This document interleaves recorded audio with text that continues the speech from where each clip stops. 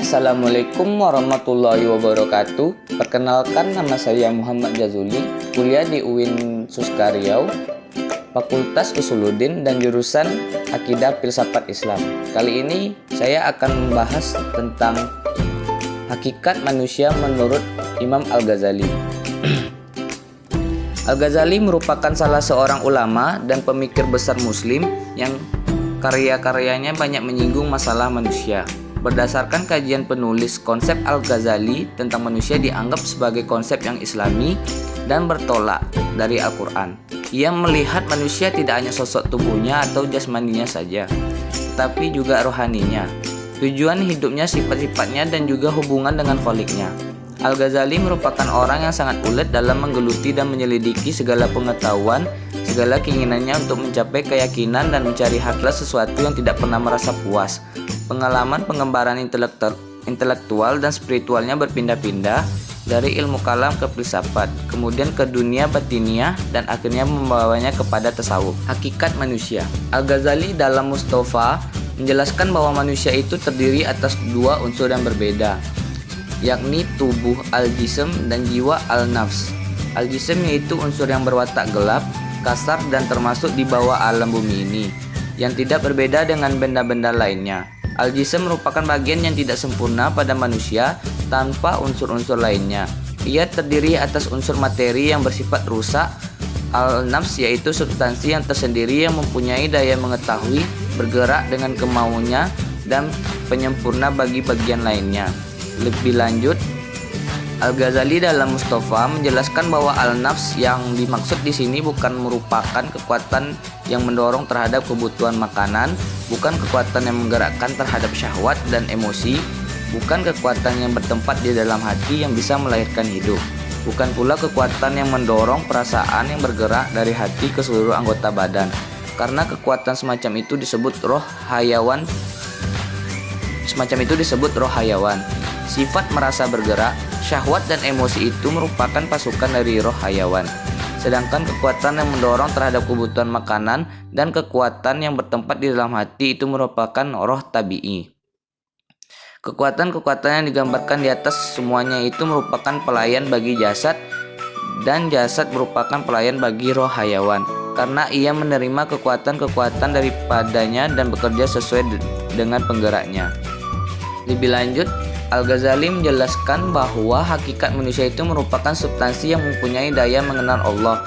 Dialah yang mendekati Allah, yang bekerja karena Allah, yang berjalan menuju Allah dan menyingkapkan apa yang ada pada Allah. Dialah yang diterima di sisi Allah apabila ia selamat dari selain Allah, dan dia akan terhijab untuk dekat dengan Allah apabila tenggelam dengan selain Allah.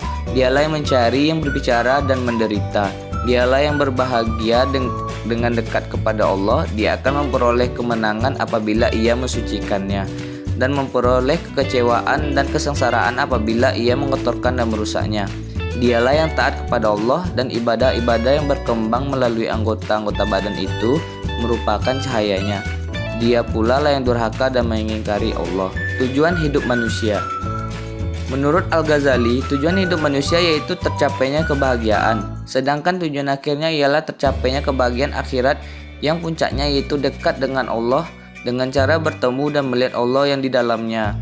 Terdapat kenikmatan-kenikmatan yang menyeluruh yang tidak pernah diketahui oleh manusia ketika di dunia.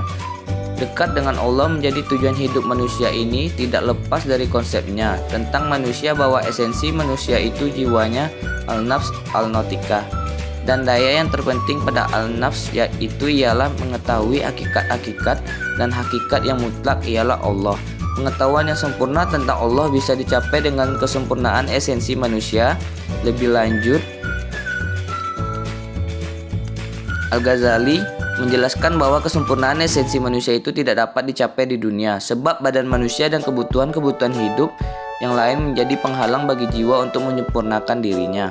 Dan setelah jiwa berpisah dari badan, jiwa dapat kembali kepada kesucian dan kesempurnaannya, sehingga hambatan untuk dekat dengan Allah sepenuhnya menjadi hilang. Karena menurut Al-Ghazali, pada dasarnya jiwa manusia itu bersih dari segala kotoran yang menghalanginya dari dekat dengan Allah. Sebab fitrah manusia adalah percaya kepada Allah dan mengenalnya. Kebahagiaan akhirat yang menjadi tujuan akhir hidup manusia itu menurut Al-Ghazali mempunyai 4 ciri, yaitu kekal tanpa akhir, gembira tanpa duka cita, pengetahuan tanpa kebodohan, dan kaya tanpa kemiskinan, sempurna tanpa kekurangan, dan kemuliaan tanpa kehinaan. Upaya untuk mencapai tujuan hidup. Kebahagiaan akhirat menurut Al-Ghazali hanya dapat dicapai dengan melaksanakan persiapan yang diperlukan selama hidup di dunia.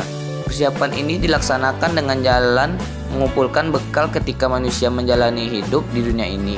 Ada berbagai jenis keutamaan yang harus dipersiapkan manusia untuk mencapai kebahagiaan, yang semuanya dinamakan wasilah atau sarana.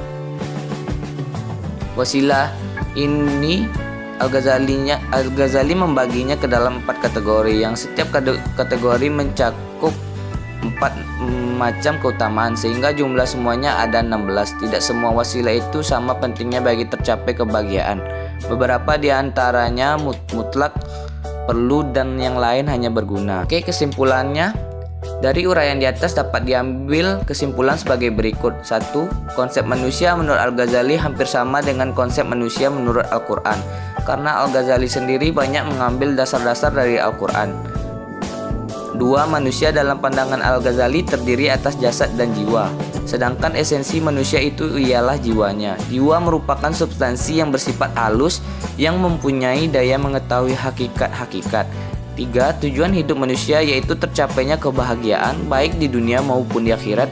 Namun kebahagiaan dunia itu bersifat sementara, sedangkan kebahagiaan yang hakiki yaitu kebahagiaan akhirat berupa berbagai macam kenikmatan yang ada di surga, yang puncaknya ketika melihat dan bertemu dengan Allah Subhanahu wa taala. Karena kebahagiaan hakiki itu hanya akan tercapai di akhirat, maka sepatutnya lah manusia hidup di dunia ini harus berorientasi terhadap kehidupan akhirat, dalam arti kita tidak hanya mementingkan kesenangan dunia. 4. Kebahagiaan yang menjadi tujuan hidup manusia akan dapat tercapai melalui wasilah yang meliputi 4 kategori, yang setiap kategori mencakup 4 macam keutamaan, sehingga jumlah semuanya ada 16. Tidak semua wasilah itu sama pentingnya bagi tercapainya kebahagiaan. Beberapa diantaranya mutlak, perlu, dan yang lain hanya berguna. Beberapa diantaranya dekat sekali hubungannya dengan kebahagiaan itu, sedang yang lain cukup jauh. 4 kelompok wasilah itu adalah: 1. Keutamaan jiwa, 2. Keutamaan jasmani, 3. Keutamaan luar, dan 4. Keutamaan taufik atau bimbingan ilahi.